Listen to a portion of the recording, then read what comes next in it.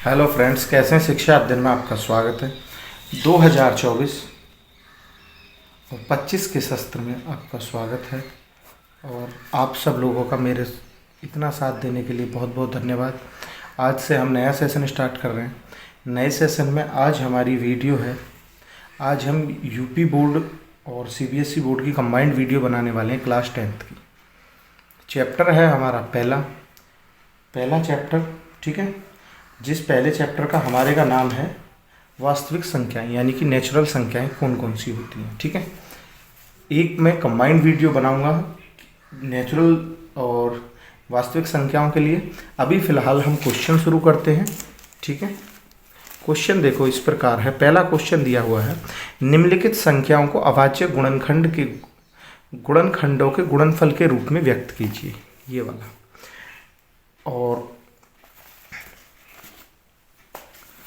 यानी कि हमें इसमें क्या करना है, हमें इसमें उसने कहा है express each number of product of its prime factorisation method से हमें इसे करना है। और हम इसे करते अभाज्य गुणनखंड,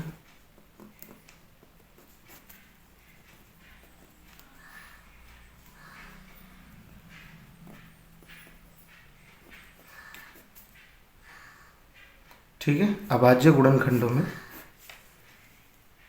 हम इसको हल करते हैं। क्वेश्चन नंबर हमारा पहला दिया हुआ है, हमारे पास 140 है पहले के फर्स्ट में। दूसरे में दिया हुआ है 156, फिर दिया हुआ है 3825, और फिर दिया हुआ है फोर्थ में दिया हुआ है 5005, और फिफ्थ में दिया हुआ है हमारा 7429, ठीक है। अब फर्स्ट वाले में देख लेते हैं। सबसे पहले 140 के प्राइम फैक्टराइजेशन मेथड है, देखो क्या है।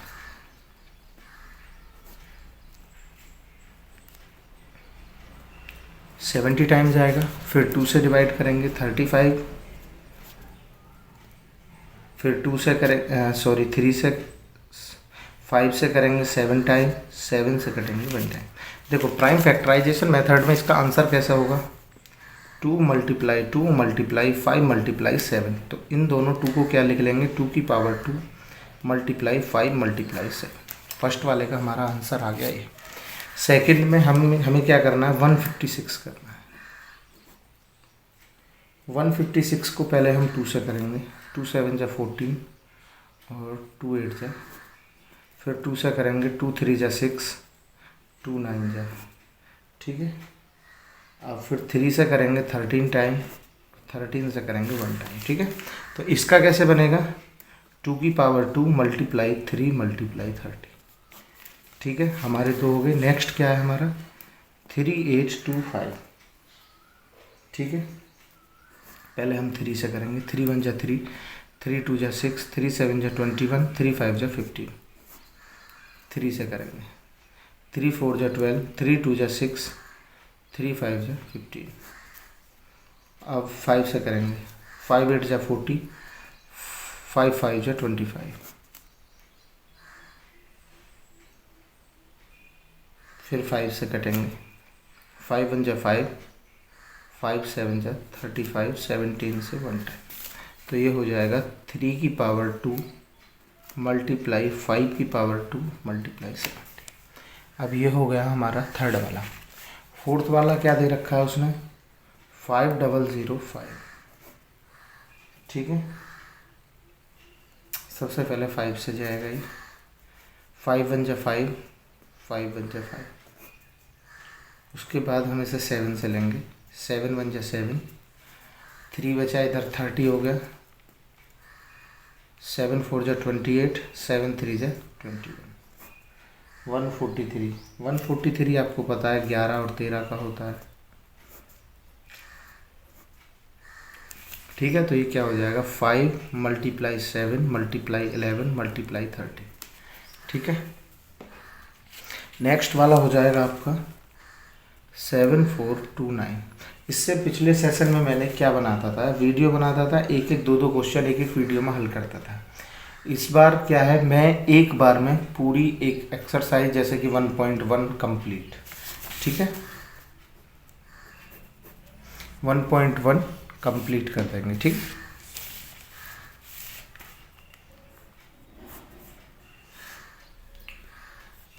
सेवनटीन टाइम घटेगा, 17 3 जा 4 जा 68 6 62 3 7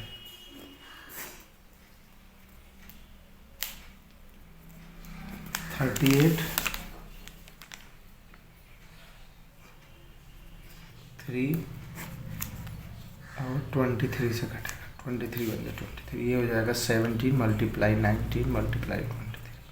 ठीक है, अब नेक्स्ट इसमें क्वेश्चन नंबर दूसरा देखो। क्वेश्चन नंबर दूसरे में क्या कहा, find the LCM and HCF of the following pairs of integers and verify that LCM HCF product of two numbers. Hindi वाले देखो, पूर्णांकों के निम्नलिखित युग्मों में एचसीएफ और एलसीएम ज्ञात कीजिए जिसकी जांच कीजिए दो संख्याओं का गुणनफल। देखो आज मैं आपको एक बात बताऊँ, 1.1 का क्वेश्चन नंबर हो गया हमारा 2। देखो दो संख्याओं का गुणनफल बराबर किसके होता है, उनके एलसीएम के गुणा एचसीएफ। पहली संख्या गुणा दूसरी संख्या बराबर एलसीएम गुणा एचसीएफ। अब उन्होंने दिया हुआ हमें क्या है, उन्होंने हमें इसके 2 नंबर दिए। अब 2 नंबरों के पहले हमें क्या निकालना है, उनका एलसीएम, और फिर क्या निकालना है उनका हमें एचसीएफ। ठीक है, चलो पहला नंबर क्या है उन्होंने दिया हमें 26 और 91। ठीक है, अब 26 का अगर हम एलसीएम निकालेंगे तो क्या हो जाएगा, 2 मल्टीप्लाई 13, और इसका निकालेंगे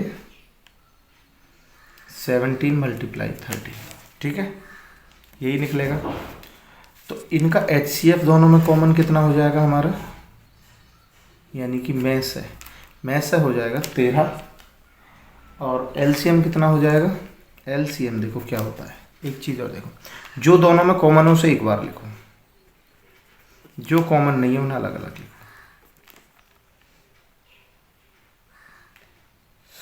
91 2 जा 182, इनका कितना हो जाएगा एलसीएम। ठीक है, अब हमें क्या निकालना है, एलसीएम गुणा एचसीएफ। अभी मैंने आपको क्या बताया था, पहली संख्या गुणा दूसरी संख्या किसके बराबर होती है, एलसीएम इंटू एचसीएफ। ठीक है, प्रोडक्ट ऑफ द 2 नंबर्स कितने हो जाएंगे हमारे, 26 मल्टीप्लाई 91 इज इक्वल टू कितना हो जाएगा, एचसीएफ कितना है हमारा 13, एलसीएम कितना हो जाएगा 182। तो इन दोनों की मल्टीप्लाई करेंगे आ जाएगा 2366 इज इक्वल टू 2366। ये बताओ ये दोनों इक्वल है कि नहीं, हाँ आप कहोगे हैं। चलो नेक्स्ट वाला करते हैं। इसका सेकंड पार्ट में दिया हुआ है हमें 510 एंड 92। ठीक है, अब देखो सबसे पहले 510 का इसका एलसीएम निकाल लेते हैं। एक से ही हमें एलसीएम एचसीएफ निकाल देंगे। आपको एक चीज़ बता दूँ, एक बार ही करो, बार बार मत करो। 510 2 से काटोगे, 2 2 जा 4 1 2 5 जा 10 और 2 5 जा 10। ठीक है, 5 से काटो, 5 5 जा 5 1 जा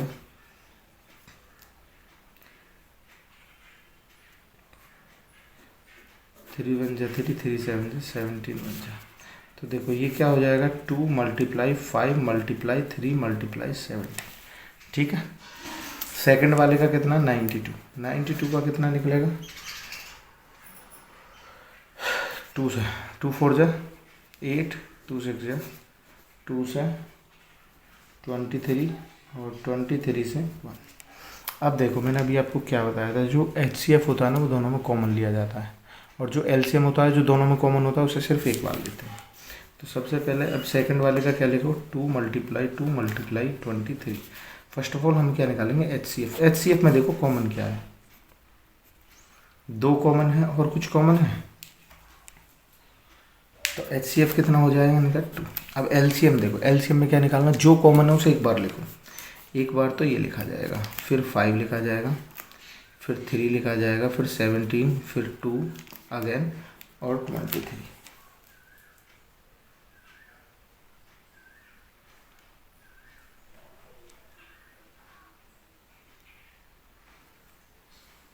ठीक है, ये बैठेगा। अब जब हम इनकी मल्टीप्लाई कर लेंगे 23460, ठीक है, 23460 क्या हो जाएगा हमारा LCM। अब हमें प्रूफ क्या करना है, फर्स्ट संख्या मल्टीप्लाई सेकंड संख्या इज इक्वल टू क्या होता है LCM मल्टीप्लाई HCF, लेसे गुणा में से। पहली संख्या कितनी है हमारी 510, 92 इज इक्वल टू LCM कितना हो जाएगा हमारा 23460 मल्टीप्लाई 2। अब इन दोनों को मल्टीप्लाई करेंगे कितना हो जाएगा 46920 बराबर 46920। ये दोनों हमारे बराबर हैं। आप कहोगे हाँ। नेक्स्ट वाले में क्या दिया हुआ है,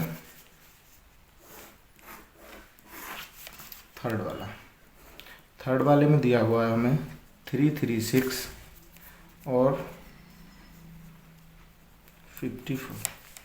ठीक है, सबसे पहले 336 के फैक्टर कर लेते हैं। 336 फैक्टर से सबसे आसान है, 2 1 जा 2, 2 6 जा 12 और 2 18 जा 16, 2 18 जा 2 4 जा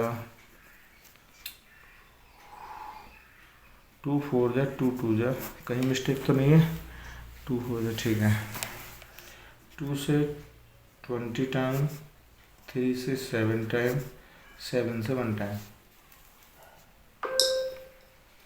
ये हो जाएगा हमारा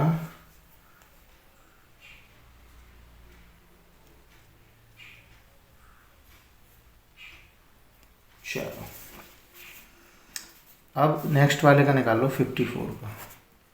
2 से 27, 2 नी 54 होता है, 3 से 9 में, 3 से 3 और 3 से 1। अब देखो पहले वाले के इसका क्या निकालते हैं, 336 का क्या निकला था 2 multiply 2 multiply 2 multiply 2 multiply 3 multiply 7, ठीक है। 54 का क्या निकला है 2 मल्टीप्लाई 3 मल्टीप्लाई 3 मल्टीप्लाई 3। अब देखो हमें फर्स्ट ऑफ ऑल क्या निकालना है HCF। HCF में मैंने अभी आपको क्या बताया था, कॉमन क्या है, इसमें 2 कॉमन है, इसमें 2 कॉमन है, इसमें 3 कॉमन है, इसमें 3 कॉमन है, और कुछ कॉमन है 6 तो हो गया इनका HCF। अब LCM निकालना है। देखो LCM जो दोनों में है उसे एक बार लिखना है, ये एक बार निकलेगा, ठीक है। अब ये खत्म, 3 कितनी बार है, एक बार लिख लेंगे, ये वाला भी 3 खत्म और ये वाला भी 3 खत्म, ठीक है। अब बचा कितना, 1 2 3, 1 2 3, 2 बार 3 बचा, 3 गुणा 3 गुणा 7। अब 2 कितनी बार है हमारा, 1 2 3 4, 2 है हमारा 4 बार, और 3 कितनी बार है, 1 2 3 बार, और 7 कितनी बार है, 1 टाइम। तो इसका LCM कितना हो जाएगा, LCM इज इक्वल टू हो जाएगा हमारा 3024, ठीक है, 3024 हो जाएगा। अब हमें क्या निकालना है, पहली संख्या गुणा दूसरी संख्या बराबर में LCM गुणा HCF, ठीक है। पहली संख्या कितनी है हमारी 336 मल्टीप्लाई दूसरी संख्या कितनी है 54 बराबर में HCF कितना है हमारा 6, LCM कितना 3024। दोनों का कितना आ जाएगा हमारा, गुणा करेंगे 18144, 18144, ठीक है। अब हमारे हो गए पहले 2 क्वेश्चन।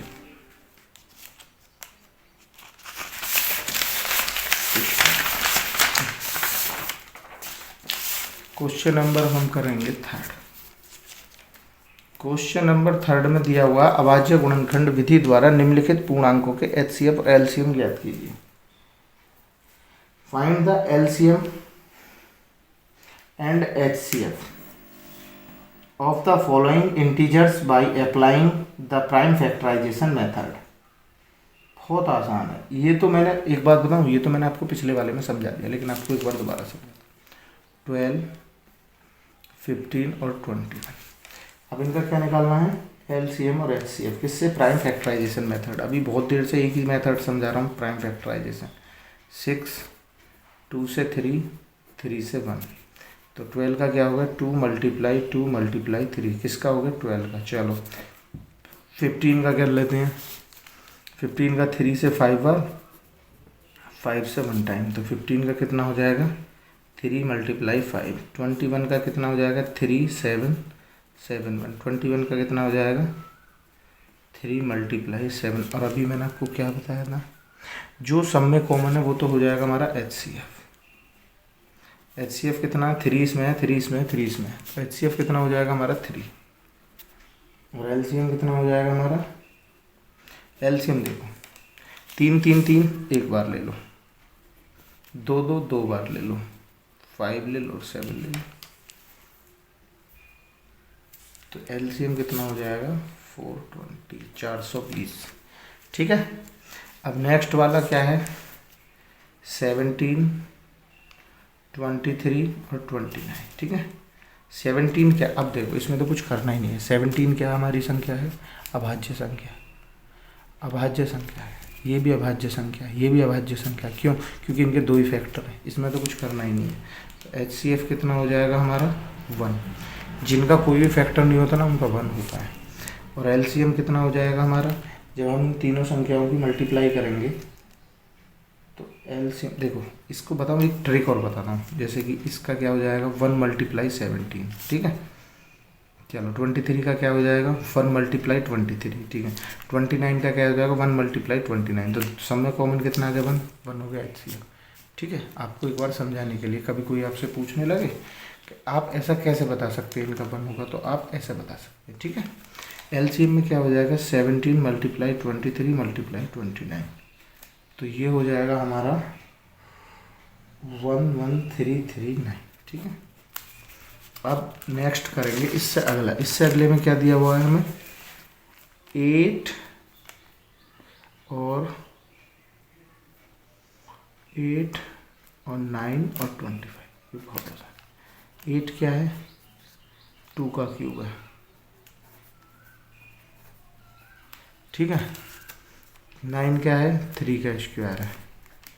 5 क्या है, ये कितने 5 का। अब एक बात बताओ, सोच नहीं का 2 का कोई कॉमन है नहीं है। 8 के में क्या हो जाएगा 2 × 2 9 के में क्या हो जाएगा 3 × 3। 25 के में क्या हो जाएगा 5 × 5। अब एक बात बताओ, इनमें कोई कॉमन है। अब आप कहोगे इनमें तो सर कोई कॉमन है ही नहीं, तो बस तो HCF कितना हो जाएगा हमारा 1। LCM कितना हो जाएगा, मल्टीप्लाई कर लो, क्यों करनी पड़ेगी भाई। 8 ने 72, 72 की 25 में करोगे 72, 25 दूनी 50, 25 75, 25 छिक्का 150 लगभग हो जाएगा ये। 8 × 9 × 25, 8 में 72, 72 की 25 में करोगे 25 दूनी 50 और 25 छिक्का 150, ये हो जाएगा हमारा 1800। ठीक है। कोई दिक्कत, कोई दिक्कत नहीं है। ठीक है। अब नेक्स्ट क्वेश्चन देखो क्या क्वेश्चन है। क्वेश्चन नंबर 4 देखते हैं। क्वेश्चन नंबर 4 में क्या हुआ है HCF 306, 657 है, बराबर 9 दिया है। LCM हमें ज्ञात करना है। ये क्या होगा पहली संख्या गुणा दूसरी संख्या बराबर LCM गुणा HCF। ठीक है। HCF कितना दिया हुआ है उसने हमें 306, 657। ठीक है। और LCM कितना दिया हुआ है 306 × 657। ठीक है। और हमारे पास दोनों संख्या कितनी है HCF है दोनों, HCF इसमें शायद 9 दिया हुआ है। HCF दो संख्याओं का 9 है और इतना। चलो देखो, माना पहली संख्या लेट, माना नहीं दिया है, सीधा करो दिया है, गिवन या गिवन। ठीक है। मैं एक में ही कोशिश करूँगा, यूपी और CBSE बोर्ड का एक में ही, बच्चे को बार बार दिक्कत ना हो। कुछ चीज़ ऐसी होती है हिंदी में समझ में आ रही, कुछ ऐसी होती है इंग्लिश में, तो दोनों एक में ही देखो, है ना। तो दिया है यानी कि गिवन, क्या दिया हुआ है पहली संख्या कितनी दी हुई है 306 और दूसरी संख्या कितनी दी हुई है 657। ठीक है।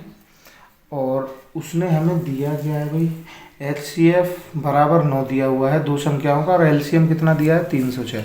तो HCF कितना दे रखा है उसने हमें, बस ये क्वेश्चन फंसाने के लिए। आपको पता है इस क्वेश्चन में ऐसा कुछ है नहीं, लेकिन आप पता है क्या करोगे, आप इसको देख के खुद घबरा जाओगे। नहीं नहीं नहीं गुरु, नहीं, गलती होगी।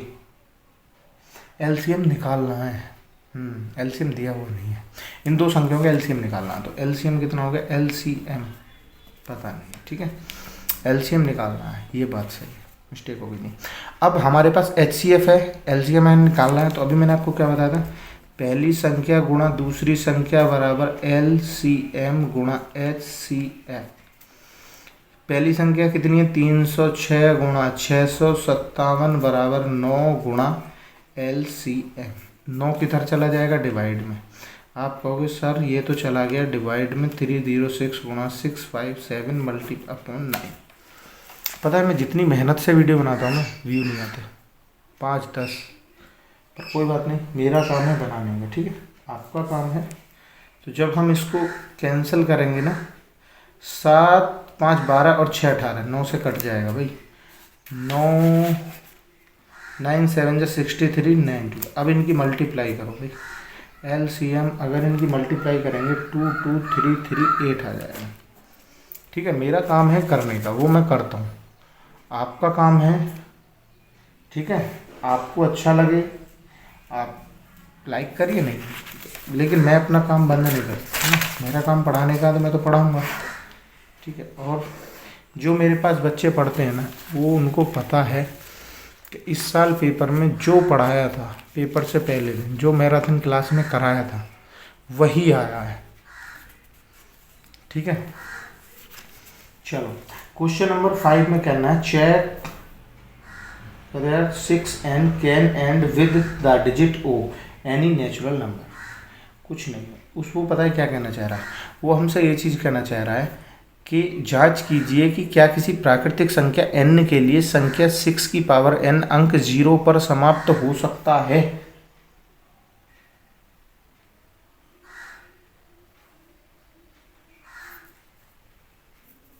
देखो आज देखो, इस क्वेश्चन को करने के बहुत सारे तरीके हैं, अलग अलग टीचर ने अलग अलग हिसाब से बना रखा।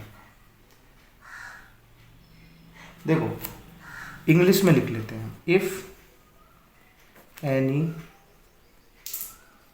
Number ends with the digit 0 0। Hindi वालों के लिए, क्या कोई नंबर 0 पर समाप्त हो सकता है, हैं?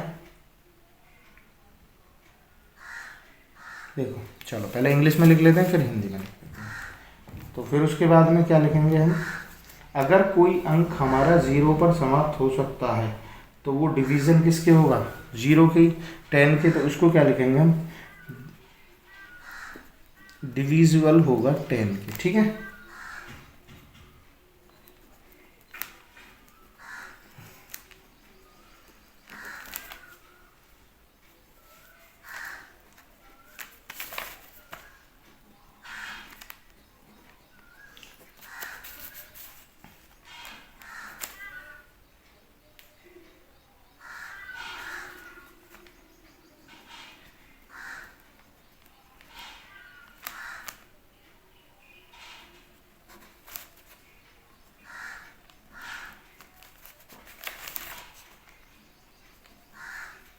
देखो अब पता है क्या लिखा है मैंने इसमें, इसमें लिखा कोई नंबर 0 पर समाप्त हो सकता है तो वो कम से कम 10 से तो उसे भाग देना चाहिए, है ना। और 10 किस से भाग दिया जा सकता है, 2 और 5 से। तो यानी कि कोई संख्या अगर 0 पर समाप्त होगी तो कम से कम भाई उसका एक फैक्टर 2 और 5 होना चाहिए, नहीं होना चाहिए, है। 2 and 5 एंड 10 किसका है, 2 and 5, तो कम से कम 2 और 5 होना चाहिए, नहीं होना चाहिए, बस। अब हमारे पास कितना दे रखा है इसने, 6 की पावर n। 6 की पावर n को हम क्या लिख सकते हैं, 2 मल्टीप्लाई 3 की पावर n। अब एक बात बताओ, इनमें कहीं इनका गुणज 10 है, नहीं है ना, तो इसलिए क्या करेगा, तो इसमें 2 तो है लेकिन 5 नहीं है, तो इसको क्या लिखेंगे, it can be observed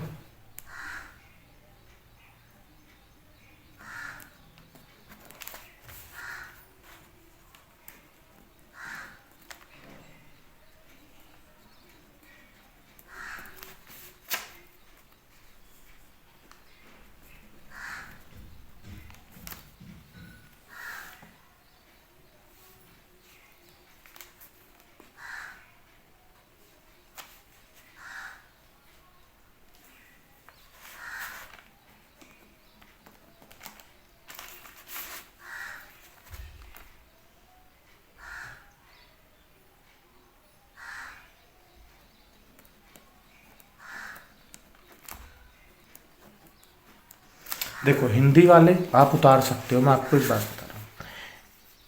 if any number ends with the digit of zero, जब किसी नंबर का अंतिम अक्षर जीरो हो तो वो कम से कम 10 से उसका विभाजित किया जा सकता है, यानी कि 10 से भाग दिया जाता है। तो 10 को भाग देने के लिए कम से कम 2 गुणा 5 का एक फैक्टर होना चाहिए, नहीं होना चाहिए। लेकिन हमारे पास क्या है, 2 का तो है, 5 का नहीं है, इसलिए यह 0 पर समाप्त नहीं होगा। अगर किसी को समझ में नहीं आता आप मेरे पास कमेंट डालना, मैं इसकी हिंदी में भी भाषा लिख दूंगा। चलो एक बार लिखे दे रहा हूँ थोड़ा सा है।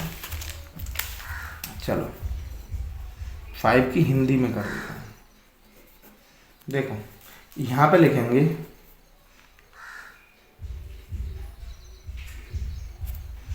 माना एक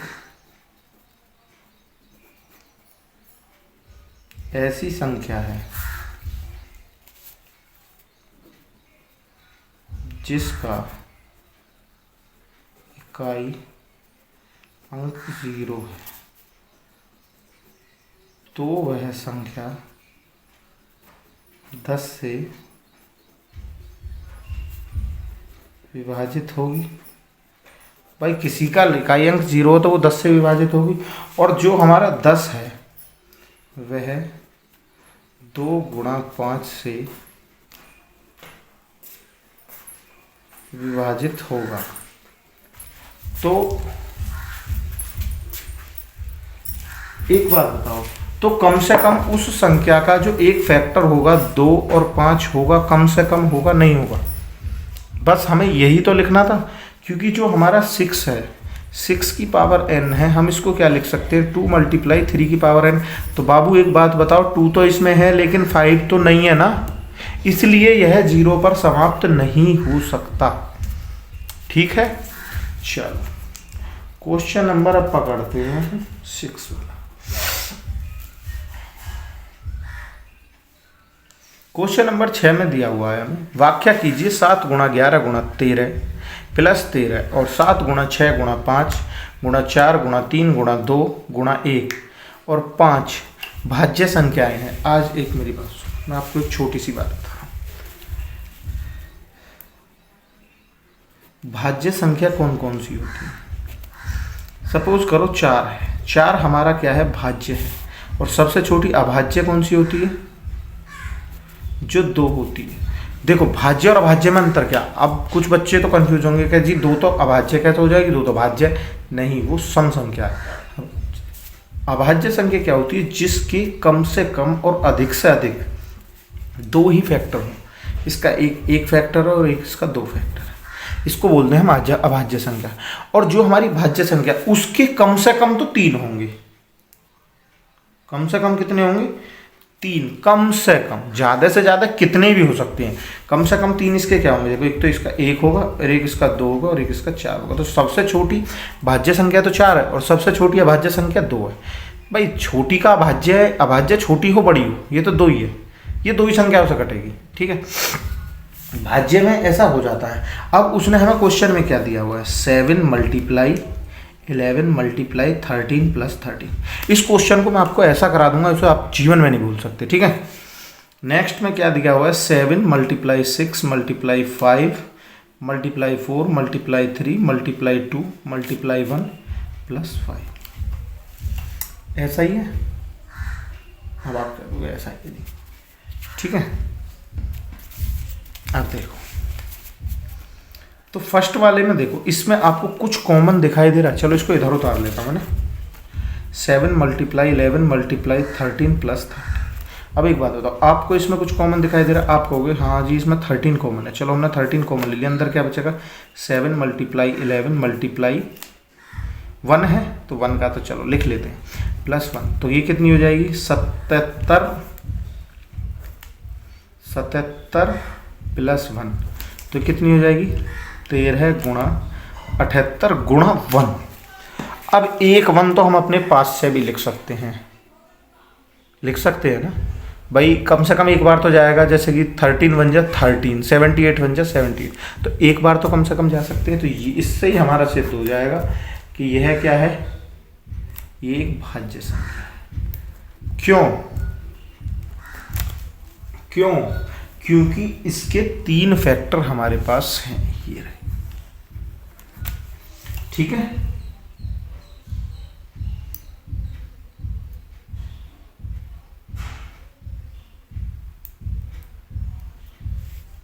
चलो सेकंड वाला देख लेते हैं। सेकंड वाले में क्या हुआ है हमारा ये, ठीक है।